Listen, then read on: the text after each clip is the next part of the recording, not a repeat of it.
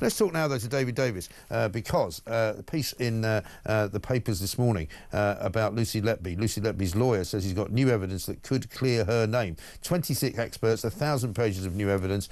She is a broken woman, says the barrister, who is, of course, a man we've had on this show, Mark McDonald. David Davis, who's been fighting the fight for Lucy Letby as well, is here. David, very good morning to you. Good morning. Good to see you. Thanks very much for joining us. What is this new evidence? I don't know whether you've seen it, and who are the new experts? Well, I haven't seen the new evidence you're talking about, but there is just so much evidence. I mean, the reason I took up the Letby case in the first place was that after I just mentioned it in Parliament, no more than that, I had 16 world-class experts, one Nobel Prize winner amongst them, get in touch and say, well, I don't know whether she's innocent or guilty, but I do know that the bit of evidence here that I know about is rubbish. Yeah. 16 different times.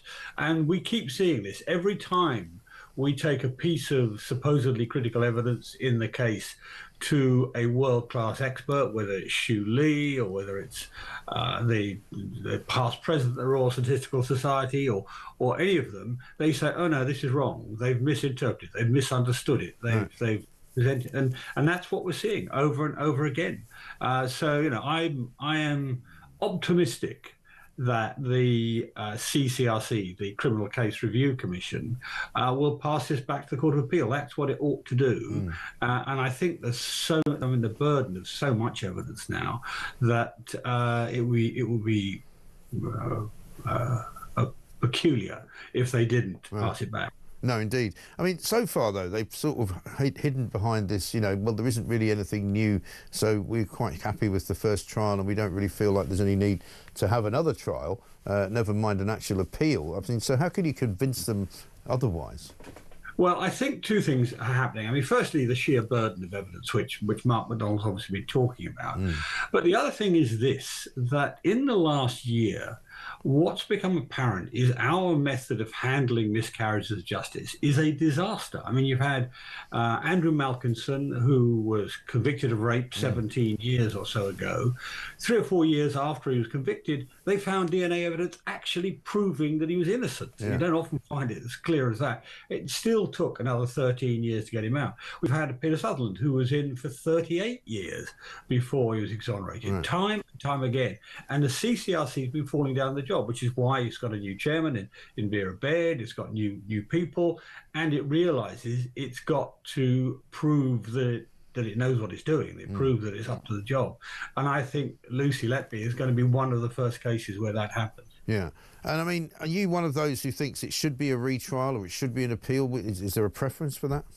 I think it probably has to be a retrial. I mean, you've got so many, and look, you've got other interests here which are incredibly important. The interests of the parents who will want to know the answer properly, not just well, we got it wrong last time. They'll want to know the answer properly, and I have some sympathy with that. So it needs to be a retrial, I think, but a retrial with proper experts. I mean, the truth of the matter is that the supposedly expert witnesses who gave evidence in the original trial really weren't as expert as perhaps the jury thought, and we have to have proper, literally world-class experts in front of a jury. Yeah, and also, funnily enough, since this particular trial took place, there's been a whole slew of information that's come out about different maternity units around Britain, which have sadly seemingly got an awful lot in common in that they're very much underperforming and in some cases deadly.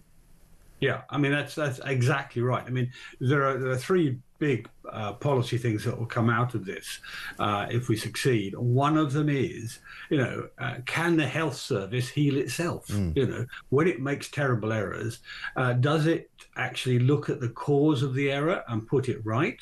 And look, is this happening elsewhere? Or does it scapegoat somebody? And I'm afraid the truth of the matter, it's not just in Britain, by the way, but the truth of the matter is that typically big organizations like the health service tend to scapegoat people and sort of defend defend themselves, not defend the interests. Now, that means that there are literally hundreds of children who have died, probably unnecessarily over the years, because we haven't fixed the system before. And this is, in many ways, is not a new thing. I think even Jeremy Hunt recognized it when he was Health Secretary. So, in the interests of all the as yet unborn children who go through neonatal units, we need to fix this. Yes, and I think many people now who previously might have not agreed with that point of view, I think have sort of now come around to it. And I think I'm one of them, actually. I think, why not? Yeah.